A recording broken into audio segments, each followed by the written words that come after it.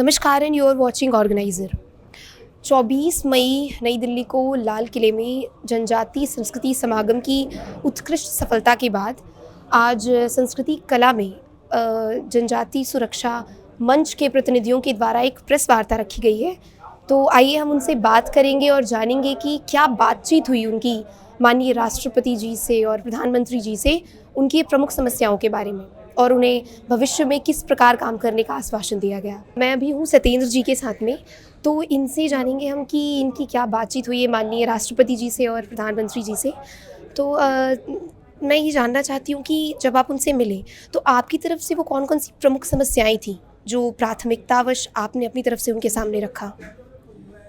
एक तो धर्मांतरण पर अंकुश लगे, दूसरा ये जो जनजातियों का आरक्षण का लाभ धर्मांतरित ले रहे हैं, अनुच्छेद 342 में संशोधन हो, जैसे कि 341 में अनुसूचित जाति में हुआ है कि जो बौद्ध, जैन, सिख, हिंदू को छोड़ करके ईसाई या मुस्लिम बनते हैं उनको अनुसूचित जाति का लाभ नहीं मिलेगा।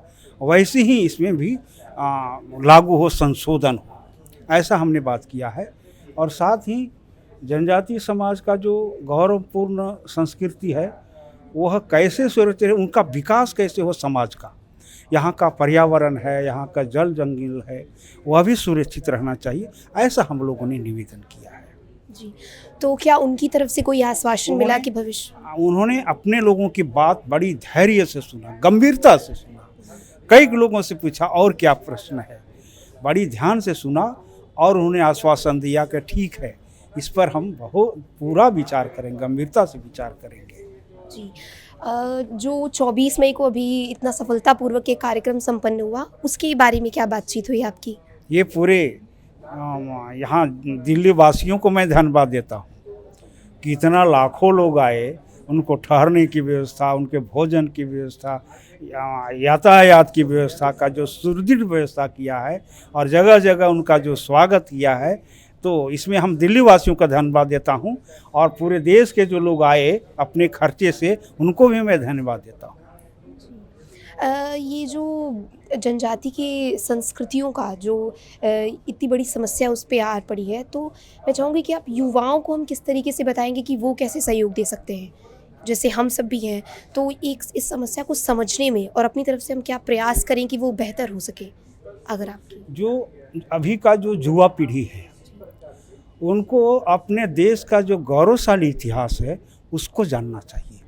यहाँ के जितने भी महापुरुष हैं, जनजातीय महापुरुष या अन्य महापुरुष, उनकी जीवनी पढ़ना चाहिए। जैसे भगवान बिरसा मुंडा, उनको जीवनी को पढ़ेंगे, उनके उपदेशों को याद करेंगे तो अपने संस्कृति से भटकेंगे नहीं।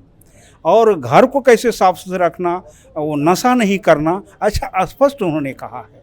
और आंगन में तुलसी का पौधा लगाना, यानी उससे शुद्ध वातावरण बनता है। ऐसे अनेकों महापुरुषों का है। सभी महापुरुषों ने इस देश का जल, जंगल, जमीन सुरक्षित रहे, उसके लिए ही अंग्रेजों के साथ युद्ध किया है।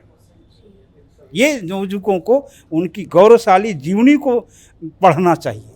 और किस नवयुवकों को मैं ये आह्वान करता हूँ कि आप अपने समाज के बीच में जाएं और आपसे जो बनता है उसके विकास के लिए सोचें।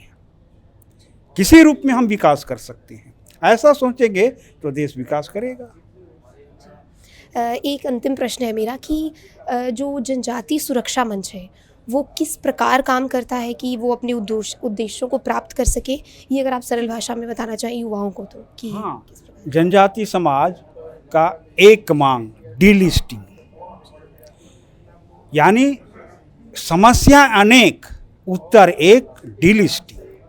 अगर ये हो गया तो बहुत प्रकार की समस्याओं का उत्तर होगा। इसके लिए जनजातीय सुरक्षा मंच ग्राम से लेकर के अखिल भारतीय स्तर का टीम गठित किया है और अपने अपने स्तर से लोग जागरण कर रहे हैं, आंदोलन कर रहे हैं। ये आंदोलनात्मक संगठन है।